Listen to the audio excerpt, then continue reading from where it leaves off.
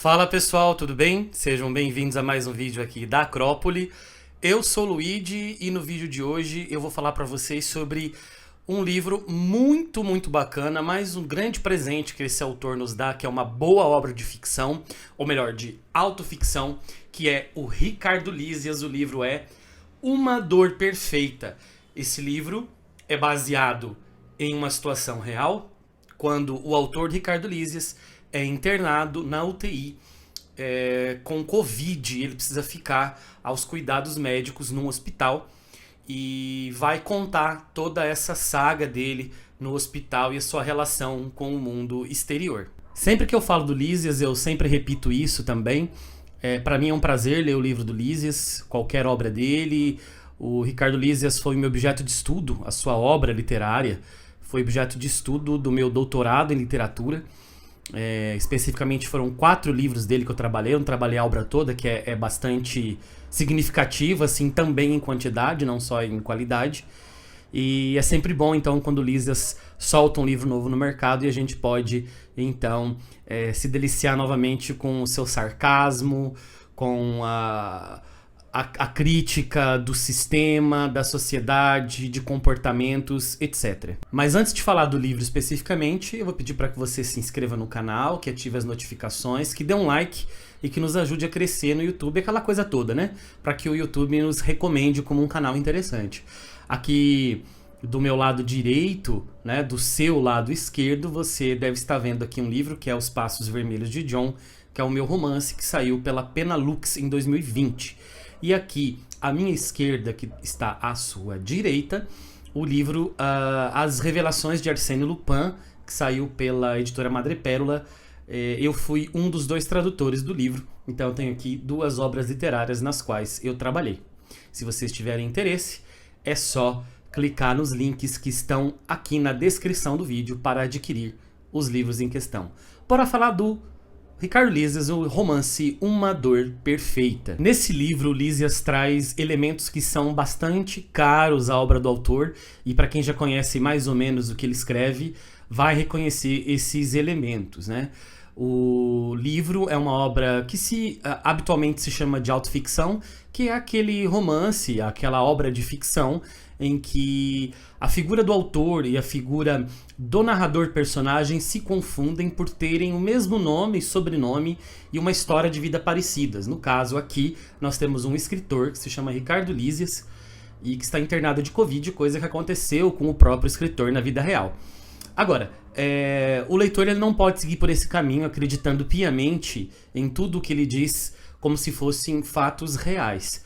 E também não acho interessante que o leitor siga numa tentativa de desvendar aqui o que é real e o que é ficcional, porque justamente a graça de uma obra do ficcional se dá nessa confusão, no bom sentido, desses 2 elementos que não são assim tão distantes como se dizem. Para quem leu Divórcio, vai reconhecer muito do Ricardo Lísias, personagem do Divórcio, que está completamente alheio a tudo, está tentando encontrar uma racionalidade no meio daquilo tudo que está acontecendo com ele, tentando encontrar um caminho para não sofrer, seja quaisquer tipos de dor.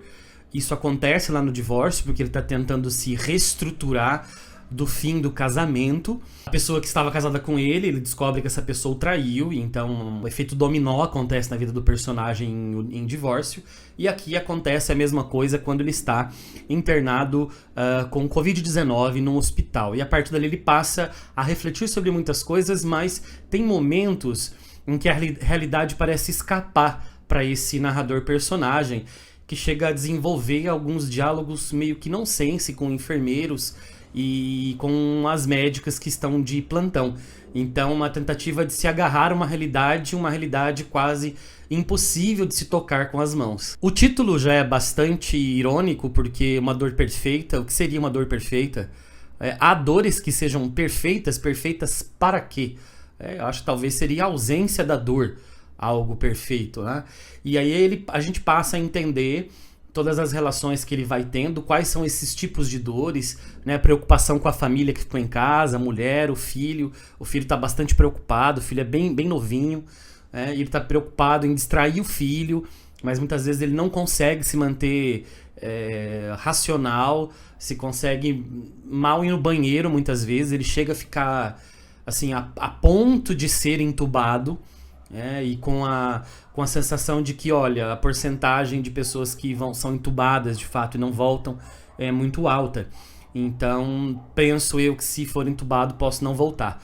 Então, dentro desse desespero da proximidade da morte, e verem pessoas que estão internadas com ele no mesmo quarto morrerem também, é bastante angustiante essa dor, essa expectativa, essa coisa de não saber como vai acontecer a melhora ou não do corpo. E além de autoficcional, o livro ele também os elementos metaficcionais, porque a toda hora ele está lembrando o leitor que aquilo é uma obra de ficção, que ele está escrevendo aquele livro, o momento que ele escreverá aquele livro, quando ele está revisando aquele livro, e às vezes ele até meio que indiretamente fala com o leitor, né?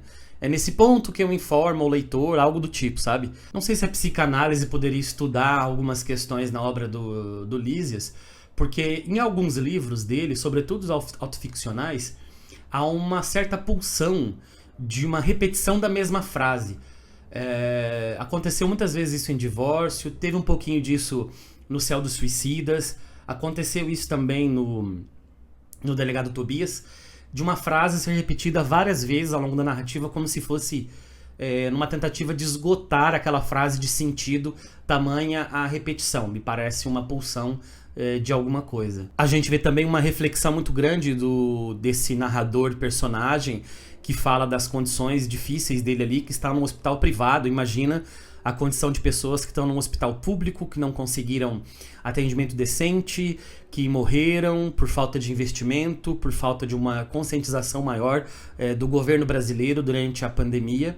E a partir disso ele também faz uma reflexão do próprio governo, né? Embora não seja uma coisa direta e nem tão constante no livro, isso acontece, inclusive apelidando uma senhora que está num quarto, o mesmo quarto que ele, divide um quarto com ele no hospital, de velha cloroquina, porque ela não aceita os atendimentos médicos e diz que é para dar cloroquina, ivermectina para ela, para que ela cure, porque são os únicos remédios que vão curar o Covid-19. Uma das coisas mais caras da literatura, uma literatura de qualidade, é quando a gente consegue juntar sentido, discurso, né, à estrutura da obra. Então, o Lísias, ele recorre a um recurso muito interessante aqui, que é o abandono de frases. Então, você está lendo uma frase, geralmente é em final de parágrafo, e a frase não termina, não chega num ponto final. A frase ela é abandonada, como se ela tivesse sido abandonada, entre ali uma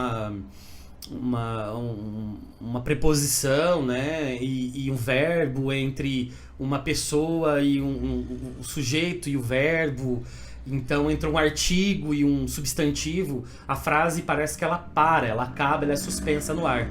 Eu achei esse recurso muito interessante, porque é como se tivesse uma pessoa com falta de ar mesmo, né? Uma pessoa que está ali tentando respirar, uma pessoa que está ali tentando ter uma sobrevida, e na hora que ela está discursando, ela está falando, ela nos está contando essa história, acaba o fôlego, acaba a capacidade de comunicação e a frase é abandonada. Isso acontece muitas vezes ao longo do livro e eu achei uma sacada maravilhosa para fazer essa conexão entre linguagem e conteúdo.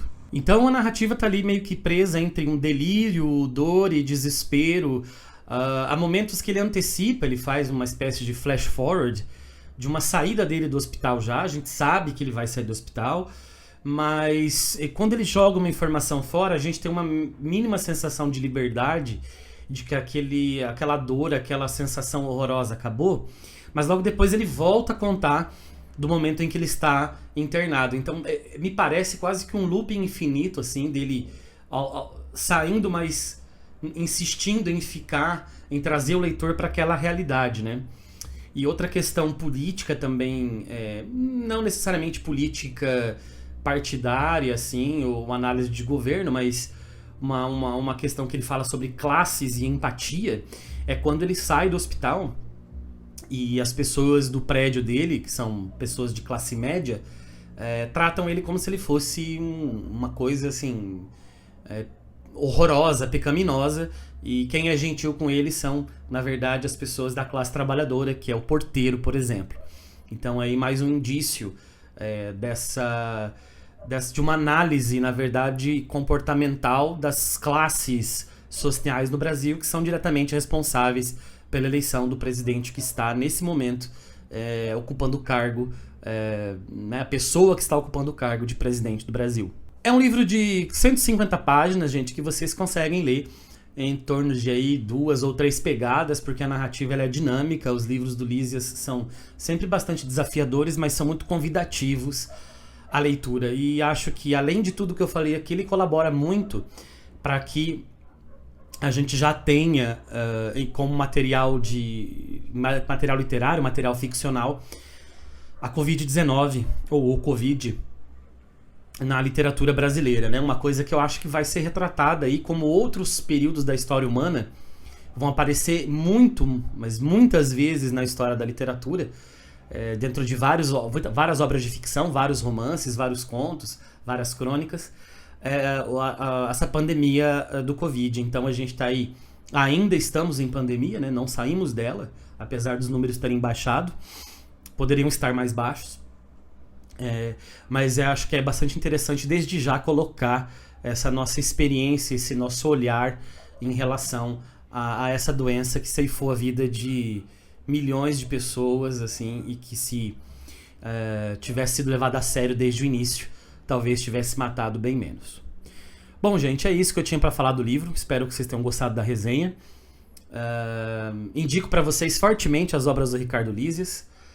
Tanto o livro Divórcio, que eu citei aqui, o livro Céu dos Suicidas, o Delegado Tobias, o Inquérito Policial da Família Tobias, o Autoficção e Outros Contos, entre outros livros do autor, que você pode encontrar facilmente aí nas plataformas que vendem livros na internet. Fico então por aqui, nos vemos num outro vídeo. Um abraço e até a próxima!